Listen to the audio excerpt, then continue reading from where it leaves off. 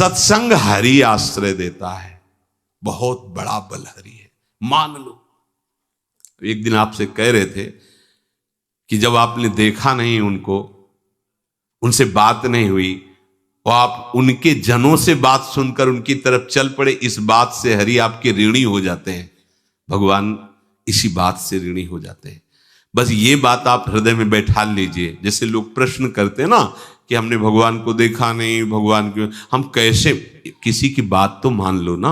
आप मान लो, वो तो आपके अंदर भी बैठे हुए हैं, वो आपको इतना प्यार देने लगेंगे, जहां कोई सहायक नहीं होगा वहां हरि आपको दिखाई देंगे। देख लेना, बिगड़ी ऐसे क्षण में बन जाती है, ऐसा लगता है गला कटा तो वो तलवार गले तक आएगी, हार बनकर सुगंधित फूल बन जाएगी, पर गले तक आने आने तक तुम्हारी निष्ठा देखी जाएगी। नहीं नहीं, बस मेरे हरि का यही विधान, वो आते आते हार बन जाएगी, वो तलवार तुम्हारा गला नहीं काट पाएगी, क्योंकि गले में हरि नाम चल रहा है। मान लो हमारी महालक्ष्मी चरण चापती रहती, क्या चाहिए तुम्हें, क्या चाहिए।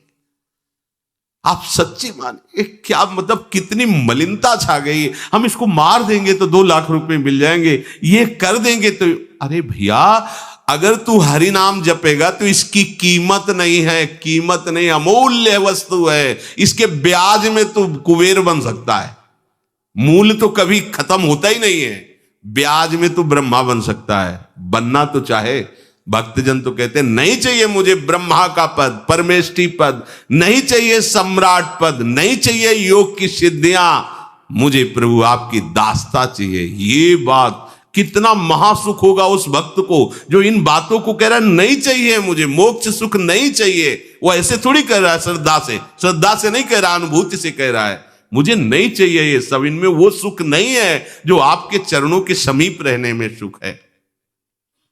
नहीं सत्संग भजन नहीं हरि को, श्रवण न राम कथा अनुरागी, सुत बीत दार भवन ममता निसि सोवत अति न कबहु मति जागी। अरे तेरी बुद्धि सो रही है, जगा दे।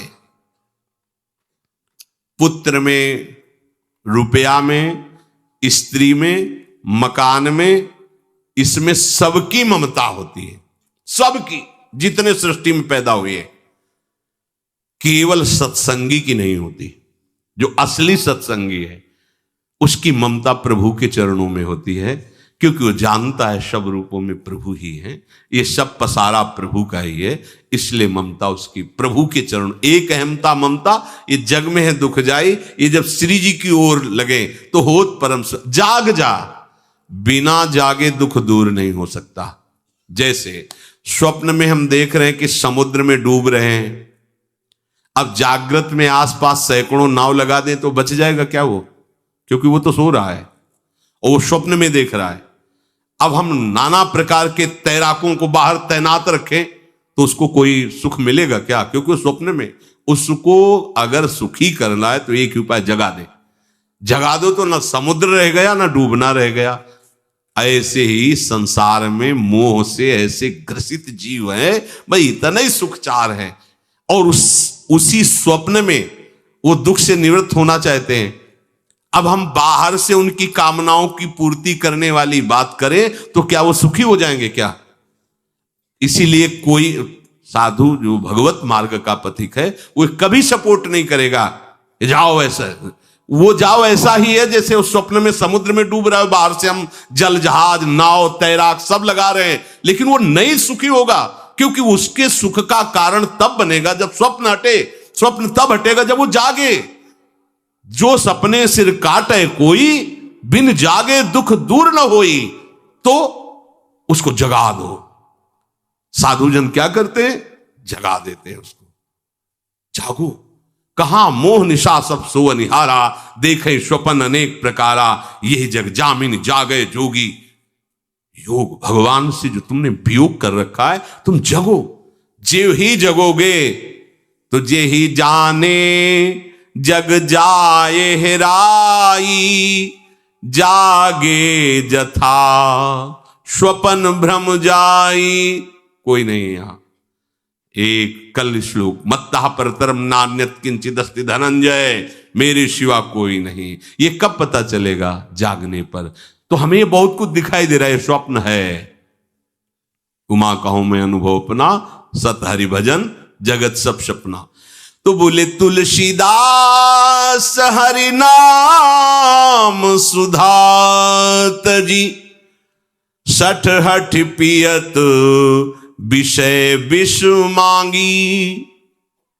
अगर कहीं संतों के पास भी गए तो क्या मांग रहे हैं? हठ करके विषय विष मांग रहे हैं। वो आत्मदेव नाम के एक ब्राह्मण थे, सब कुछ समृद्धि थी, संतान थी नहीं, बड़े दुखी गृहस्थी में। हमारा कुल चलाने वाला होना चाहिए। बड़ा भ्रम बैठा हुआ है, हमारा कुल चलाने वाला नहीं तो सब बेकार, जीवन ही बेकार हो गया। बिना गुरु के यदि शास्त्र पढ़ोगे ना तो भ्रमित हो जाओगे। स्पष्ट लिखा, पुत नाम के नरक की उसको प्राप्ति होती जिसके संतान नहीं होती। अब तो गृहस्थ में बेचारा पड़े परेशान। उन्होंने सोचा इससे अच्छा है आत्महत्या कर लें। बहुत संतों के पास जाकर के यज्ञ करके सब अपनी कामनाओं की पूर्ति चाहते, दान पुण्य दे करके। उसने भी जितना उपाय हुआ किया, नहीं हुई संतान। मरने के लिए जंगल में उधर से एक सन्यासी जी आ रहे थे, देखा साधु तो ब्राह्मण तो थे, उठे प्रणाम किया। देखा उनको उदास क्यों हो? उनका महाराज उदास ही नहीं, मैं तो आत्महत्या करने आया हूं यहां जंगल में। अरे ये तो महापाप है, आत्महत्या तो बड़ी दुर्गति का कारण है। बोले महाराज अगर आप बचाना चाहते हो तो आप कृपा करो। क्या क्या चाहते हो? बोले हमारे पास सब कुछ है, बेटा नहीं दोगे तो हमारा जीवन बेकार। तो उन्होंने अंतर्दृष्टि से देखा और कहा 7 जन्म तक तेरे पुत्र नहीं भाग्य में तेरे लिखा है। तो उसने कहा फिर तो अभी मरते हैं, आत्महत्या करते हम 7 जन्म की बात, हम 7 दिन नहीं जिएंगे, हमें पुत्र चाहिए। संत का दयालु। देखो जिनके पास तपस्या और भजन का धन होता है, जब भगवान अधीन है तो कुछ भी कर सकते हो, कुछ भी कर सकते हैं। प्रारब्ध मिटाना कोई बड़ी बात नहीं। प्रारब्ध जानते कोई देवता थोड़ी है, तुम्हारा पीछे का किया हुआ कर्म है। और इधर जोर का भजन है, भजन के प्रभाव से कर्म को नष्ट करने में देर थोड़ी लगती है। ये तो अच्छे शुभ कर्म करो तो तुम्हारा प्रारब्ध बदल जाएगा। भजन का प्रयोग प्रारब्ध बदलने के लिए थोड़ी है। पर वो ऐसा हट किए तो उनका देखो, हट करने से लाभ नहीं मिलता है। उनका हमें उपदेश नहीं, हमें पुत्र चाहिए। अगर आप भगवत प्रेरित होकर यहां आए हो तो आप हमें। तो उन्होंने तपस्या के बल से फल की रचना की और कहा जाओ अपनी पत्नी को ये फल पवा दो और इससे निश्चित पुत्र होगा। बहुत प्रसन्न, अब कामना पूर्ण थी तो देख लो, प्रभाव देखो कामना का। प्रसन्न हुए आए। धुंधुली नाम था उनकी पत्नी, नाम भी बहुत बढ़िया था, धुंधुली। वो कहा कि देखो ये फल खा लो, तुम्हारी संतान हो जाएगी। बहुत मीठी बात बोलती थी, मृदुभाषी, कपट हृदय। अलग अलग क्षेत्र होता है, हृदय कपट और मुख में मीठी बात। बहुत संभल के व्यवहार करना चाहिए ऐसे लोगों से। मधुरिया बानी, मीठी, क्या मृदु भाषा। नहीं प्रीतम, आप चिंता मत करो, फल ऐसे थोड़ी खाया जाता है, नहा धो के पवित्र होके फिर। हाँ उनका ये बात, तो आप अपने काम में लगो, हम पा लेंगे ऐसा। अब आपको विश्वास है ना? बोले विश्वास तो है, इसमें क्या विश्वास, आप भी तो चाहती ना पुत्र हो। बोले हाँ। वो जो ही गए सो अपनी बहन को बुलाया और कहा सुनो, अभी तो हम 4-5 रोटी कढ़ी चावल सब पा लेते हैं, पूड़ी खीर पुआ। जब गर्भ रहेगा तो पेट तो उसी से भरा रहेगा, तो हमारा भोजन रुक जाएगा। बोले हाँ ये तो बात है। जब पेट बढ़ेगा, अगर घर में आग लग गई तो फिर हम भाग नहीं पाएंगे, तो हम जल जाएंगे। ये निगेटिव सोच वाले लेते। और पंडित जी तो इसी बात में लगे हैं कि गर्भ रह जाए तो क्या करें, तुम्हारा हम खाएंगे तो है नहीं, पक्की बात, पर करें तो क्या करें। पंडित जी को कैसे समझ? उनका देखो एक बात है, हमारे गर्भ है, हमारे कई लड़के हो चुके हो, गरीबी है ही है हमारे यहाँ, तुम कुछ पैसा दे देना और ये नाटक करना कि मैं गर्भवती हूं। बच्चा समय होने पर हम पहुंचा देंगे, हम घोषित कर देंगे हमारा बच्चा मर गया। तो पंडित जी को तुम नाटक में बताते रहना कि गर्भ है, बच्चा हो जाए, पंडित जी कह देना बच्चा हो गया है। तो बोले दूध पिलाने की समस्या आएगी। तो बोले ये तुम कह देना कि पहला पहला बच्चा है, हमारे वक्षा स्थल में दूध नहीं, हमारी बहन का था तो मर गया बच्चा, तो उनको बुला लेती तो बात बन जाएगी, बढ़िया बात हो गई। परीक्षा के लिए फल गाय को खवा दो। गाय को खवाया, ठीक समय पर गोकर्ण जी प्रकट हुए, दिव्य तेजोमय बालक, कान केवल वो गाय के, बड़े ही विद्वान और भगवत भक्त संत के द्वारा। कहा था 7 जन्म तुम्हारे भाग्य में, बच्चा नहीं तो नहीं है, देखा गाय के हो गोकर्ण जी प्रकट हुए। उधर उनके जो बच्चा पैदा हुआ वैसे ही नाटक के द्वारा पहुंचा दिया गया, वैसे ही पूरा जैसा पहले पक्का हुआ। अब उसने कहा कि हमारे तो स्तनों में दूध नहीं, हम अपनी बहन को बुला लें, उनका बच्चा मर गया। हाँ हाँ, हमारा बच्चा स्वस्थ होना, आप बुला लो, उसको हम धन भी देंगे, वो हमारे बच्चे की सेवा कर। अपने नाम से जोड़ करके उसका नाम रखा धुंधकारी, धुंधुली और धुंधकारी, अज्ञान का साक्षात स्वरूप। और जैसे ही वो अवस्था बढ़ती गई तो उसके पापाचरण बढ़ना शुरू किए। बच्चों के साथ खेलता, खेलते हुए बच्चों को उठा लेता और कुएं में डाल देता, मतलब घोर अत्याचार। गोकर्ण जी हर समय भजन साधन शास्त्र स्वाध्याय। जब और बड़ा हुआ तो माता जी को अपने डंडों से रोज पूजन करता, पिताजी को गाली लात थप्पड़। पिताजी तो रो पड़े। गोकर्ण जी से कहा कि बेटा हमारी गाय से प्रकट हुए पर भरोसा आप ही का है, बचा सकते हो। तो बोले पिताजी जाओ यहां से, भाग जाओ यहां से, एकांत जंगल में जाकर भगवान श्री हरि का भजन करो। उन्होंने 2 श्लोकों में उपदेश किया। दूसरा श्लोक ये, धर्मम भजस्व सततम त्यज लोक धर्मान, सेवन सदा साधु पुरुषं जहि काम तृष्णाम, अन्यस्य गुण दोष चिंतन मास मुक्त्वा, सेवा कथा रस मोहो नितराम पिबत्वम। हे पिताजी, अब तुम लोक धर्म का त्याग करके भागवत धर्म को स्वीकार करो, एकांत में जाकर साधु महापुरुषों के संग से उनके उपदिष्ट उपदेश के अनुसार आचरण करो, प्रभु की लीला कथा सुनो, ना कोई कामना ना कोई तृष्णा, किसी के गुण दोष का वर्णन मत करना और सदैव भगवत सेवा भावना में रहना, इसी जन्म में तुम्हें भगवत प्राप्त। वो तो उधर गए, इतनी पिटाई की उसने मां की कि मां कुएं में गिरकर आत्महत्या कर ली। फिर तो मनमानी आचरण, कुछ वैश्याओं को रखा और चोरी करके लाया। वैश्याओं ने सोचा किसी दिन पकड़ा जाएगा ये और हम, तो उसके हाथ पैर बांध दिए चारपाई में, ला के मुख में अंगार डाल, वो मरा भयानक प्रेत। कामना ने क्या किया, सर्वनाश। किसी को हरि विमुख होकर कभी सुख मिल सकता है? आप संतों के पास जाइए, अपनी कामना रखिए। हम ये नहीं कहते कि कामना तुम त्याग पाओगे, कामना रखिए, भगवान के पास जाइए, अपनी कामना रखिए, क्योंकि आप कामना से युक्त हैं। पर छूट इतनी दे दीजिए कि जिसमें हमारा मंगल हो वो करना। जैसे नारद जी भगवान से अपनी कामना रखते हैं कि हमारा ब्याह करवा दीजिए, और बाद में एक छूट दे देते हैं कि जेहि विधि होए नाथ हित मोरा। तो हरि को अच्छा लगेगा, गुरुजनों को अच्छा लगेगा कि इस कामना से इसका कोई जीवन बाधित नहीं होगा, वो पूर्ण भी कर देंगे। और अगर लगा कि इसका पतन हो जाएगा तो आप रोते रोते भी कामना की पूर्ति नहीं करेंगे। उत्तम बात तो ये है कि कामना हरि की प्राप्ति की करो, वो सर्व सुख स्वरूप है। किसी का अन्य आश्रय अन्य बल ना लेते हुए अपने श्यामा श्याम के चरणों का आश्रय लेकर निरंतर भजन करो तो ये अनुभव हो जाएगा कि सुख किसे कहते हैं। अभी तुम्हें परिचय ही नहीं मिला, सुख किसे कहते हैं। सुख सच्चिदानंद है, सुख एक रस है, सुख अविनाशी है। वो सुख सदैव बढ़ता रहता है, घटता कभी नहीं। एक रस होते हुए भी प्रतिक्षण वर्धमानम है, कभी कभी अंत नहीं होता इस सुख का। ऐसे अनंत सुख के लिए हमें मनुष्य जन्म मिला है। प्यारे, इसे मत खोइए, हर समय राधा राधा राधा राधा राधा, और किसी को दुख मत दीजिए। कोई गंदा नशा मत कीजिए, कोई गंदे आचरण मत कीजिए, गंदा भोजन मत कीजिए जिससे अन्य जीवों को कष्ट हो। ऐसा कोई भोजन स्वीकार मत करो। इसी जन्म में आप देख लेना, इसी जन्म में आपको वो वस्तु मिल जाएगी, निहाल हो जाओ। हम किसी पक्षपात की बात नहीं करते।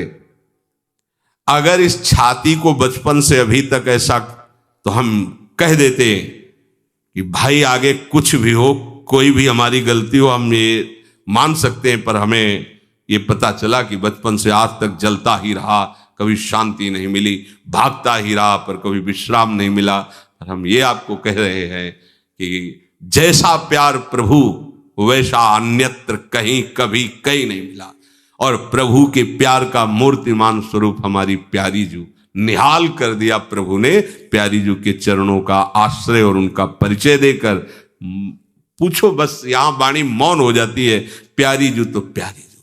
और हम ही नहीं, आप सब महाभाग्यशाली है। वृंदावन आए, राधा किशोरी जू के घर में आए और उनकी चर्चा सुन रहे, उनके सिद्धांत सुन रहे, कहीं ना कहीं आपके अंदर उनकी तरफ बढ़ने की इच्छा भी है। ये बहुत बड़ी बात है। बस इस इच्छा को, इस आशा को इतना बढ़ा लो कि कोई इच्छा न रह जाए, कोई आशा न रह जाए। हर समय निरंतर नाम जप करते रहो।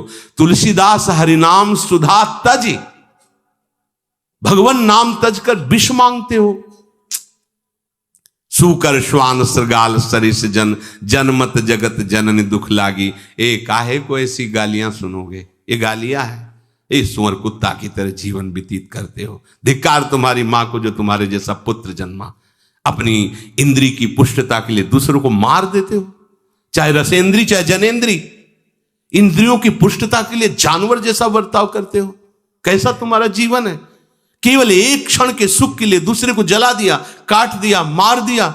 चाहे रसेंद्री का सुख चाहे जनेन्द्री का सुख, एक क्षण के सुख के लिए उसका गला काट दिया, उसको रांध के खा रहे हो, उसके साथ भोग किया, उसको काट के फेंक रहे हो, उसको जला रहे हो। क्या तुमसे तो अच्छा सुअर कुत्ता है कि वो अपनी योनि के अनुसार बर्ताव कर रहा है। तुम मनुष्य योनि होकर ऐसे गंदे काम करते हो। सुधर जाओ।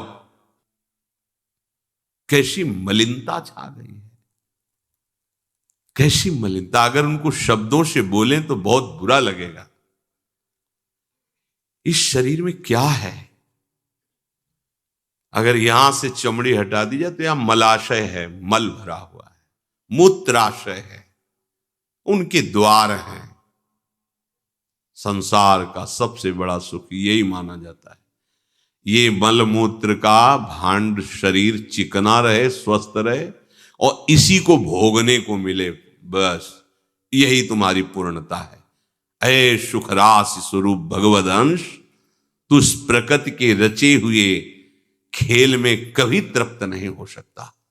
विचार करके देखिए, आपका मन कहां आपको फंसा रहा है। मल है तो मल द्वार है, मूत्राश्रय है तो मूत्र द्वार है। शरीर में कौन सी खास बात है। पूरा जीवन इस शरीर का केवल नाना प्रकार से भोग करना। रसेंद्री अपनी तरफ, घ्राणेन्द्री, नेत्रेंद्री परेशान है। इसमें खास बात कौन सी है जिसमें तुम्हें तृप्ति लग रही है। कौन सी खास बात। अगर तुम मलमूत्र के द्वारों में खेल रहे हो तो मलमूत्र के कीड़े से बढ़कर तुम्हारी योग्यता नहीं। समझिए, आप समझिए, वो भी जीव है, भगवदंश, जो मलमूत्र का कीड़ा बना हुआ नालियों में डोल रहा है। तुम भी तो उसी नाली में तो डोल रहे हो।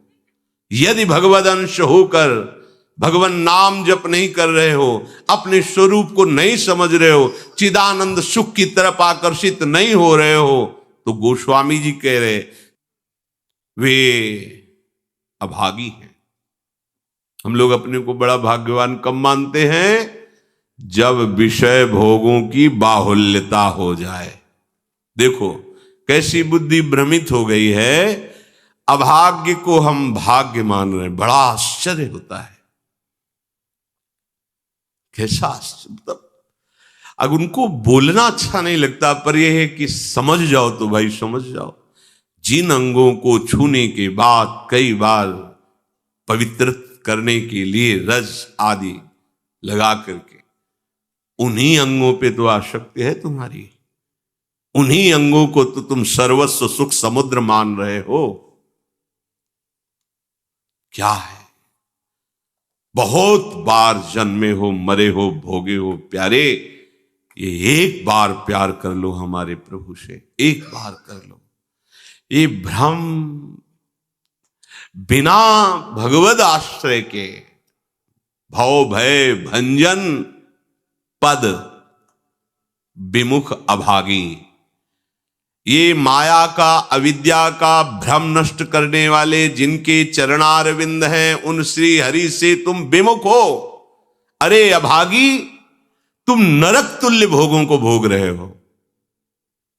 ये बिना सत्संगी के ये शब्द नहीं पचा सकते आप, क्योंकि आप उसी में रमण करते हैं। आपको लगेगा क्या है, फिर जिंदगी क्या रह गई। अरे अभी देखा क्या है, जिंदगी क्या है। निहाल हो जाओगे, नाच पड़ोगे, मस्त हो जाओगे, किसी का कोई भय नहीं, कोई चाह नहीं। सौंदर्य समुद्र, प्रेम समुद्र, ज्ञान समुद्र जब प्रीतम गले लगाएंगे, निहाल हो जाओगे। पर चाह तो है मलमूत्र के शरीर को गले लगाने की, चाह है इसी को, ये स्वस्थ रहे, खूब विषयों को भोगूं। कैसी दुर्बुद्धि छा गई है, और बढ़ती चली जा रही है दुर्बुद्धि।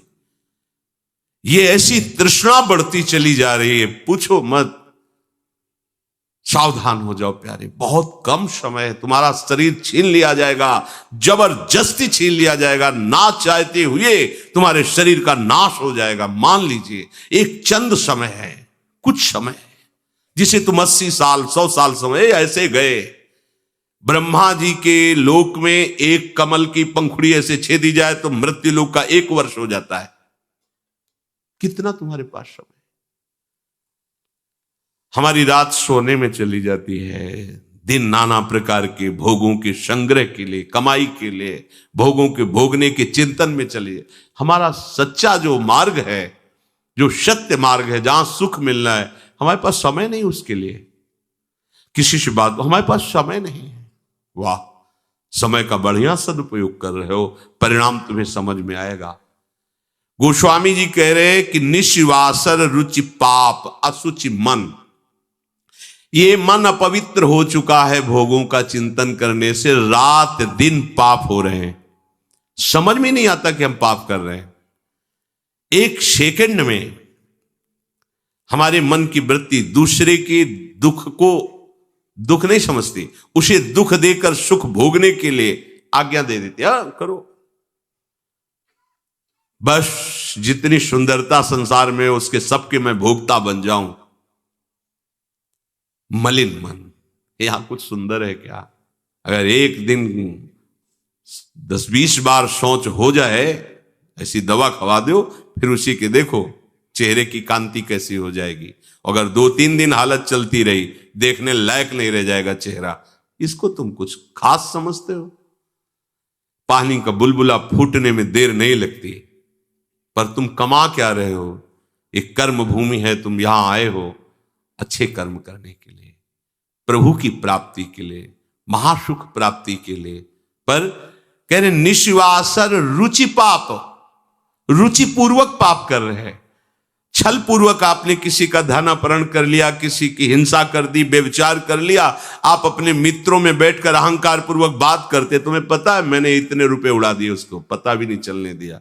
पता है तुमने आज हमने उसके साथ एक गलत किया, कोई कुछ नहीं कर सकता। इतने वीर नहीं हो।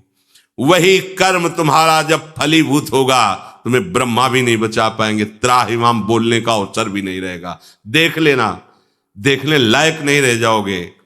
सावधान हो जाओ। देखो ये सत्संग है तुम्हें सत्य वस्तु की अनुभूति कराने के लिए। तुम जहां असत में राग किए हो तो चुभेगा, तुम्हें जलन पैदा होगा। हम चाहते हैं कि तुम्हारे हृदय में बात लगे और तुम्हारी शूरवीरता जागृत हो, जो भगवद अंश की है, और तुम असत का त्याग करके भगवत मार्ग के पथिक बनो।